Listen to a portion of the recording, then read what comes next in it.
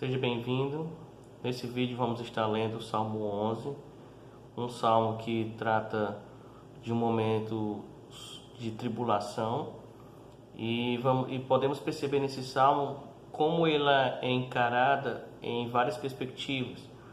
Nós temos aqui a voz do salmista, a voz dos conselheiros, dos amigos do salmista, a voz dos inimigos, a voz de Deus. E diante de tudo isso, vamos ver como cada um vai sendo caracterizado diante daquela mesma tribulação. Então vamos à leitura do texto. Salmo 11, são 7 versículos. Diz o seguinte: No Senhor confio, como dizeis a minha alma, fugi para a vossa montanha como um pássaro. Pois eis que os inimigos armam o arco, põem as flechas na corda, para com elas atirarem às escuras, aos retos de coração. Se forem destruídos os fundamentos, que poderá fazer o justo? O Senhor está no seu santo templo, o trono do Senhor está nos céus, os seus olhos estão atentos, e as suas pálpebras provam os filhos dos homens. O Senhor prova o justo, porém ao ímpio e ao que ama a violência, odeia a sua alma. Sobre os ímpios fará chover laços, fogo, enxofre e vento tempestuoso, e isto será a porção do seu copo. Porque o Senhor é justo e ama a justiça, o seu rosto olha para os retos. Então vemos aqui nesse salmo que ele começa com o ponto de vista do salmista. Ele começa pontuando como ele encara todas as coisas. Vai estar lá no versículo 1 ele dizendo: No Senhor confio. E depois tem aquela parte onde ele é combatido, que é como dizes a minha alma. E aí vem uma pergunta: Fugi para a vossa montanha como um pássaro? Então vemos aqui que Davi começa esse salmo, antes de tudo, esse salmo coloca como cânticos, né? E os salmos podem ser cânticos de alegria, de lamento, de descanso, de agradecimento. O Salmo 11 é um salmo de descanso na confiança em Deus. O salmista começa aqui declarando conhecer ao Senhor, confiar no Senhor de tal modo que a sua vida está em segurança com Deus. Ele reconhece a partir daqui, após pontuar sua confiança em Deus, ele vai reconhecer que perigos, armadilhas o cercam. Ele descreve como que pessoas que fizeram planos contra a sua vida, mas o Senhor, é no Senhor que ele confia. Davi nos dá aqui um grande diferencial para nossas vidas, de em quem confiar, no que confiar. Nós não vamos ver aqui Davi confiando em si mesmo. Não é acreditar que é você que dá as cartas. Não é confiar que nas saídas que você consegue traçar com a sua inteligência ou construir. Não é confiar no seu taco, não é confiar nos seus amigos, no seu currículo, no seu dinheiro. Nós vemos aqui que Davi confia em Deus. E em tempos difíceis, eles tentam nos fazer duvidar de Deus, mas Ele continua sendo Deus. Deus continua sendo Deus, nos momentos tranquilos e nos momentos difíceis. E nós, como filhos de Deus, devemos andar nessa confiança. Um pouco atrás, no Salmo 9, também de Davi coloca no versículo 9 e 10: O Senhor será também um alto refúgio para o oprimido, um alto refúgio em tempos de angústia. Em ti confiarão os que conhecem o teu nome, porque tu, Senhor, nunca desamparaste os que te buscam. Veja, a confiança que o Senhor é um alto refúgio. Em algumas versões tem uma torre alta, torre forte para o oprimido. E essa torre funciona como um refúgio em tempos de angústia. E ele confia no nome do Senhor. Ele confia que o Senhor nunca desampara os que o buscam. Há aqui um pensamento, uma reflexão de Spurgeon sobre o Salmo 11, ele coloca assim: quando Satanás não consegue nos derrocar, nos destruir pela presunção, quão astutamente ele tentará nos arruinar pela falta de confiança.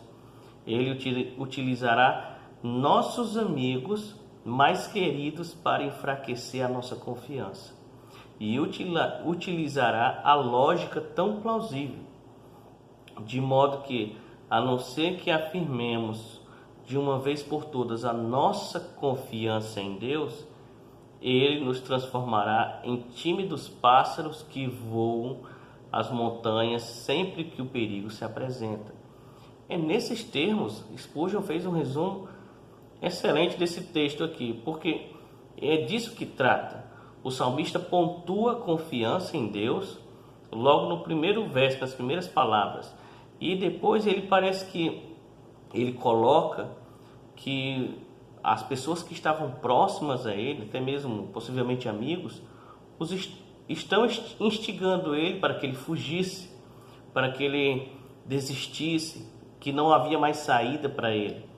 É isso que você vai ver quando chega aquela parte, como dizeis a minha alma. A ideia é que tinha alguém aconselhando a ele para ele fugir para a montanha, certo? Então veja que ter o conhecimento de que estão sendo preparadas armadilhas contra você faria qualquer um ficar inquieto, ansioso em seu coração, buscando primeiro entender a situação, como essas coisas aconteceram, porque estão fazendo isso comigo, e depois utilizando da sua própria sabedoria, às vezes nem sempre, né, para ver qual é a melhor saída.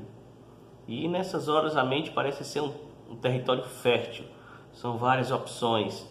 Isso aparece lá no Conselho dos Amigos, no Salmo 11:1, quando eles colocam assim: como dizeis a minha alma? O salmista está colocando. Vimos aqui o ponto de vista inicial de Davi. Qual é o ponto de vista aqui psicológico da oposição, dos amigos, dos inimigos, do diabo, do mundo, até mesmo você? Vamos ver aqui no Salmo 11, do versículo 1, a parte B, até o versículo 3, que diz o seguinte: como dizeis a minha alma, fugi para a vossa montanha como um pássaro, pois eis que os inimigos armam o arco, põem as flechas na corda, para com elas atirarem, as escuras aos retos de coração. Se forem destruídos os fundamentos, que poderá fazer o justo? Então veja, irmãos, perceba aqui o contraste. Enquanto o salmista é aquele que conhece o Senhor, que confia em Deus, aqueles que o estão oprimindo nessa tribulação confiam nas suas obras, na sua mão, no seu poder de ataque. Veja que eles armam o arco, eles se preparam, já estão com tudo pronto contra ele. E no final do verso 1, o salmista parece receber aqui os conselhos dos seus amigos, que só veem a fuga desesperada como a sua saída. É esse o conselho, é isso que chega à sua alma, é isso que eles estão falando no seu ouvido. E a gente percebe como está agindo agora, a partir do versículo 2 em diante, o inimigo. O inimigo parece impor uma fuga rápida. Eles anunciam um mundo em que são avassaladores.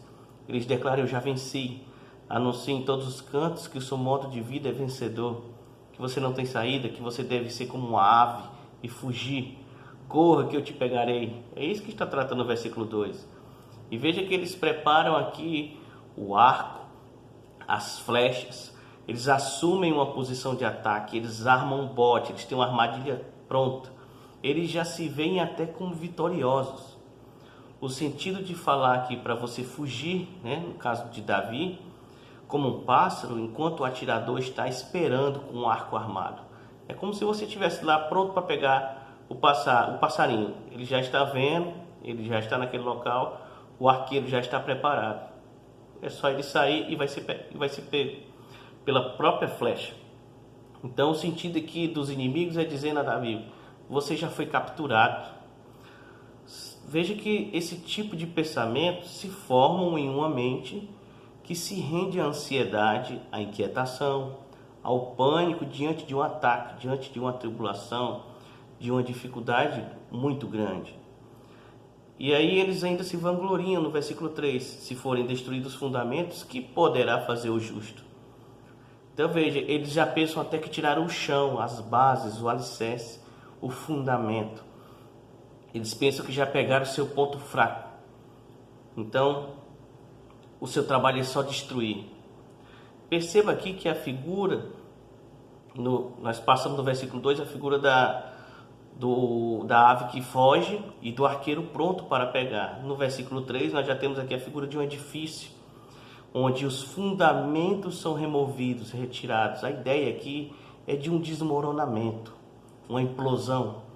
Novamente a figura da mente aqui, da alma que sucumbe à pressão elevada pelas ameaças, por ver uma terrível tribulação chegando, por sua vida estar em risco e você não poder fazer nada. Essa é a ideia. É uma pessoa que sem Deus, que confia somente em si mesma e vai desmoronando. Jesus utilizou uma figura semelhante para falar da pessoa que ouve as suas palavras, mas não as cumpre. Isso está lá em Mateus capítulo 7, versículo 26 e 27, quando vai tratar desse assunto. Veja o que Jesus diz: e aquele que ouve estas minhas palavras e não as cumpre, compará-lo-ei ao homem insensato, que edificou a sua casa sobre a areia, e desceu a chuva, e correram os rios, e assopraram os ventos, e combateram aquela casa, e caiu, e grande foi a sua queda.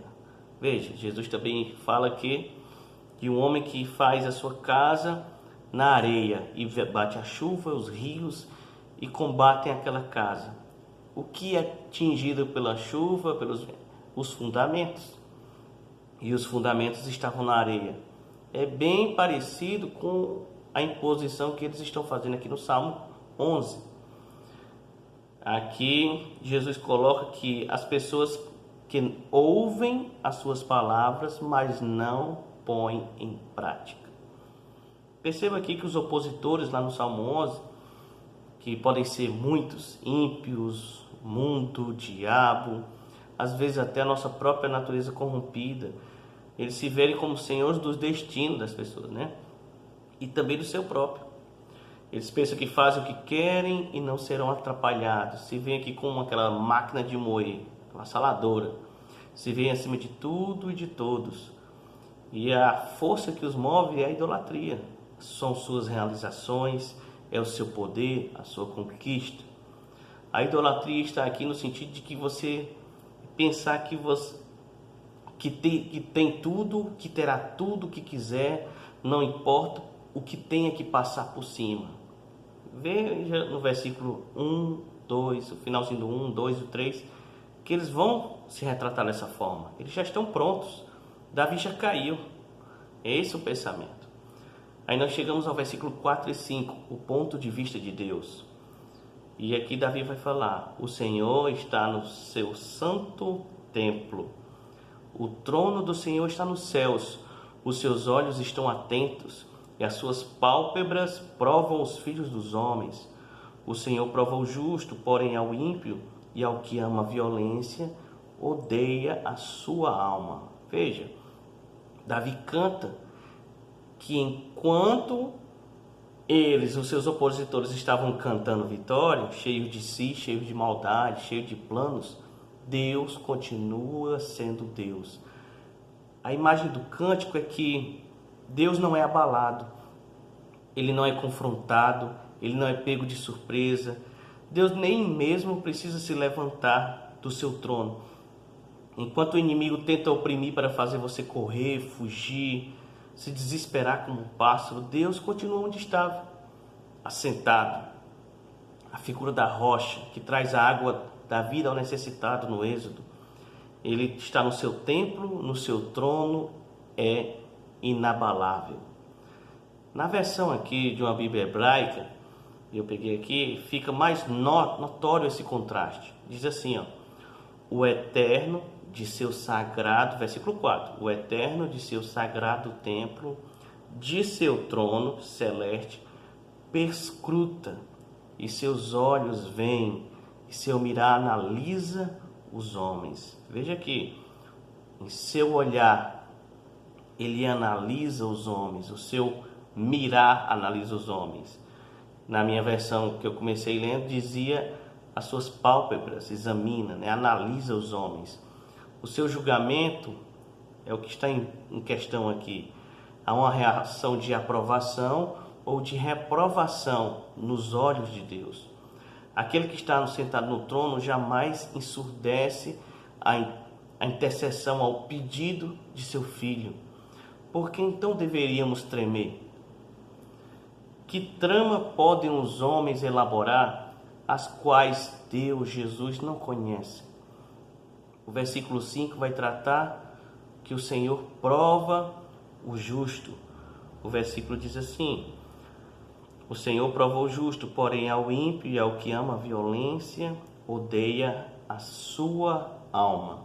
Esse versículo é bastante interessante.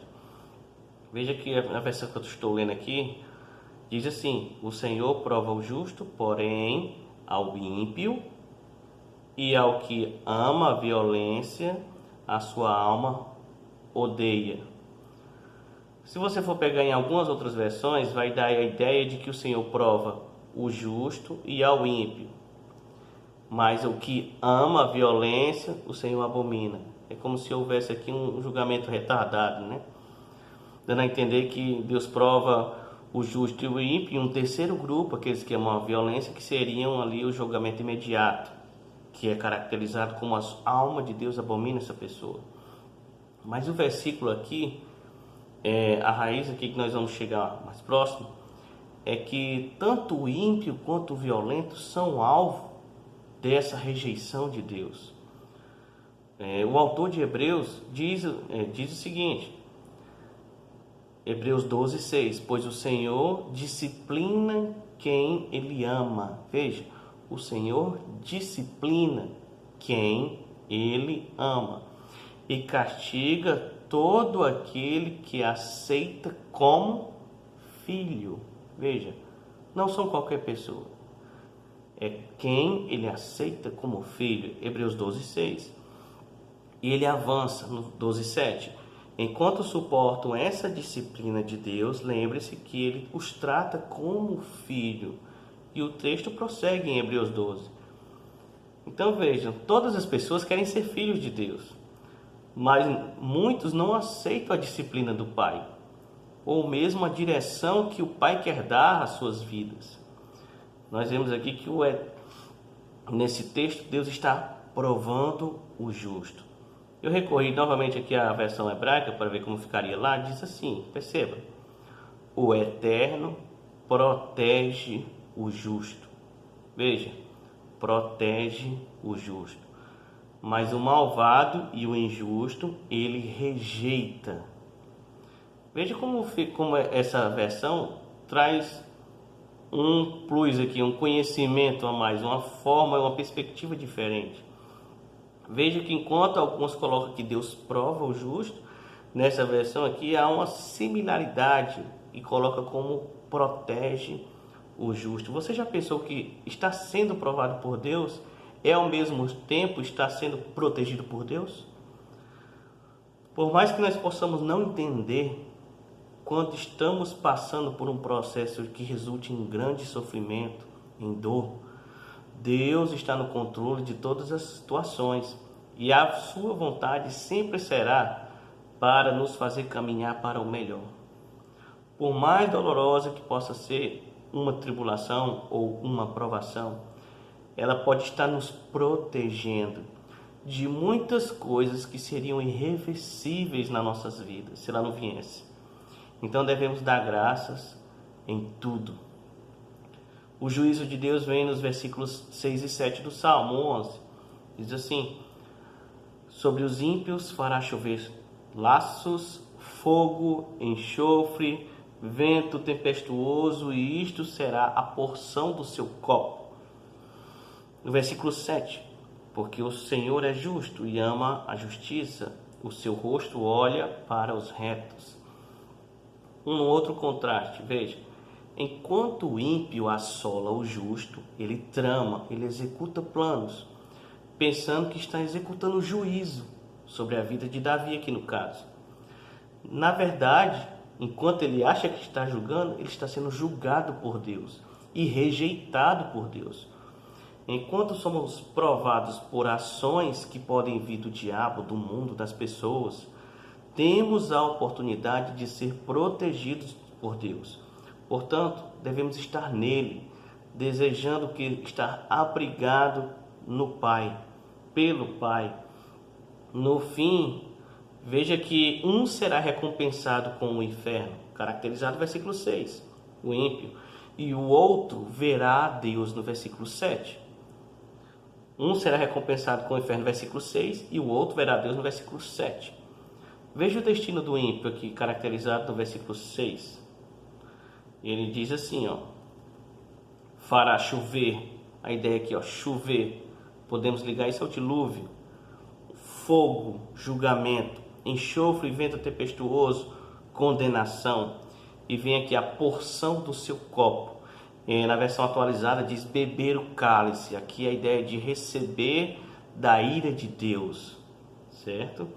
O destino do justo, versículo 7, é ser salvo, ali o salvo, justificado, é ser visto por Deus, porque Deus é justo e ama a justiça. O seu rosto olha para os retos. Veja, o seu rosto olha para os retos. A outra versão, fui lá também na era hebraica de novo, dizia o seguinte: os retos verão a Deus. Os que são de Deus têm a sua vida impregnada da justiça de Deus, da retidão, mesmo em meio a um vendaval de tribulações. Ver a Deus é o bem supremo que nós podemos chegar. É voltar a ser a imagem de Deus, não como um cacos, como um vidro distorcido, mas como Deus é espelhar a glória de Deus. Então podemos chegar aqui às conclusões sobre o Salmo 11. Primeiro temos que passar aqui porque não podemos ignorar que nós podemos ser atingidos muitas vezes por tribulações, por planos que são feitos. Então as perguntas são: como reagiremos? Quais perdas podemos sofrer? Existe um limite que nós aceitamos? Os que nos atacam vão verificar que estavam certos ao nos atingir? Eles vão concluir a sua vitória? Eles vão realmente achar que tiraram as suas bases e você caiu? Ou eles verão que o nosso alicerce aguenta o baque? Onde nós estaremos durante esse ataque? Vimos que a confiança não garante uma vida de tranquilidade. Davi confiava em Deus, mesmo assim passava por problemas, certo? Confiar não garante tranquilidade, bem-estar. Ao contrário, ela parece trazer provações ao justo, como diz o versículo 6. O versículo 5, se não me engano. Então veja que o salmista, ao ser confrontado com o anúncio de que a emboscada estava armada, a hora que ele fica sabendo disso, certo? Na hora que seus amigos fraquejam, que o inimigo canta vitória, que estava cantando a sua queda, o inimigo ainda sugere, canta aqui no cântico: fuja para um abrigo, mesmo assim eu vou te pegar, você não vai escapar. Davi surpreende, Davi se alegra em seu louvor, dizendo que o seu refúgio não está distante, não está longe, não está nas alturas, ele não precisa voar, ele não precisa correr. O seu refúgio é o Senhor. Por ter comunhão contínua com Deus, Davi não precisa fugir, pois ele está sempre com Deus. Não podemos desistir ou cansar, se distrair de manter a nossa comunhão com Deus diária. Por meio das práticas como oração, leitura da palavra, louvor a Deus, nós devemos nos aplicar e buscar a comunhão com Deus nessas práticas diariamente. Não podemos aqui escolher priorizar uma e esquecer as outras. É um conjunto. E uma das funções desse conjunto é manter a nossa natureza humilhada, para que nós percebamos cada vez mais quem é o Senhor. É perceber que, seja qual for o gigante, a montanha, a tempestade que se levanta, Deus, o soberano, é onde você habita. Confiar em Deus é tanto uma defesa como também é um ataque. O mundo sempre vai se apresentar para nós como um vencedor diante da igreja, diante dos crentes. Eles vão cantar vitória, contarão histórias, se exaltarão seu modo de vida, próspero, eficaz, poderoso. São ilusões, são tentativas de nos seduzir ao engano. O erro é acreditar que o poder ou que o vencedor é aquele que vive como o mundo diz, que fala como o mundo fala, que vive o que o mundo vive. Quase sempre, quem vive num mundo imaginário, sem conhecimento de Deus, se vê como pessoas que não precisam ter comunhão com Deus. Eles vivem focados somente naquilo que podem conquistar, seja sucesso, dinheiro, posse, desejo, carreiras. Eles sempre precisam de mais. Sempre vai existir algo que eles não têm, mas que precisam conquistar desesperadamente. É bem interessante o comentário que Timothy Keller faz aqui, de que quando a vida desmorona, a vontade de fugir e se esconder é forte. Ela é muito forte. E Davi resiste a isso com 3 percepções. A primeira percepção teológica. Ele vê que Deus ainda está no seu trono e que executará a sua justiça no tempo da sua sabedoria. A segunda percepção é a percepção prática, que crises na verdade são testes, provações, oportunidades para avaliar o que é sólido, o que é superficial e o que deve ser descartado. E a percepção espiritual, aquilo que de fato necessitamos, é o conhecimento da presença, é o conhecimento do rosto de Deus. Então veja que somente o amor faz você se interessar por ficar vidrado, fitado no rosto de alguém. Portanto, nós devemos orar até que Deus e seu amor se tornem mais reais a cada dia, mais perceptíveis em tudo que fazemos. Então, não vamos precisar fugir do medo.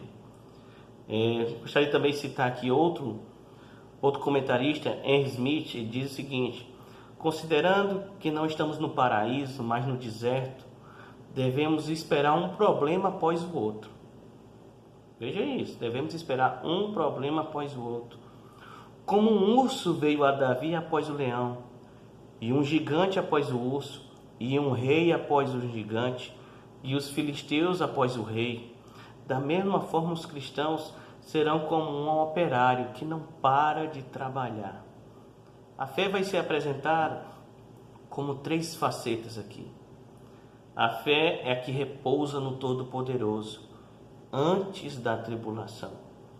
Segundo, a fé que aceita as provações da vida como um propósito do Senhor.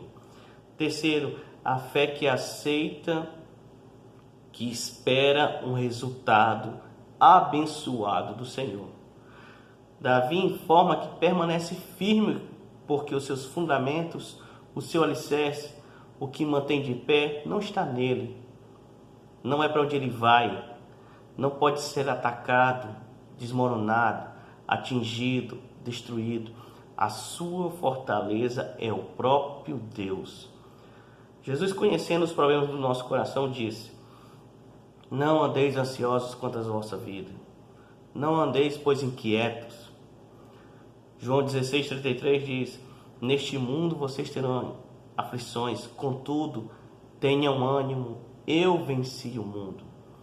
Então devemos orar, entregar tudo a Deus, entregar o nosso lamento, entregar nossa dor, nossas dificuldades, nossas necessidades, falar sobre a tribulação que chegou repentinamente, confiando em Deus. Deus agirá no momento certo. Vamos encerrar com 1 Pedro, capítulo 5, versículo 10 e 11. E o Deus de toda graça, que em Cristo Jesus nos chamou à sua eterna glória, depois de havermos padecido um pouco, Ele mesmo vos aperfeiçoe, confirme, fortifique e estabeleça. Veja só, depois de havermos padecido um pouco, Ele mesmo vos aperfeiçoe, confirme, fortifique e estabeleça. A Ele seja a glória e o poderio para todo sempre. Amém.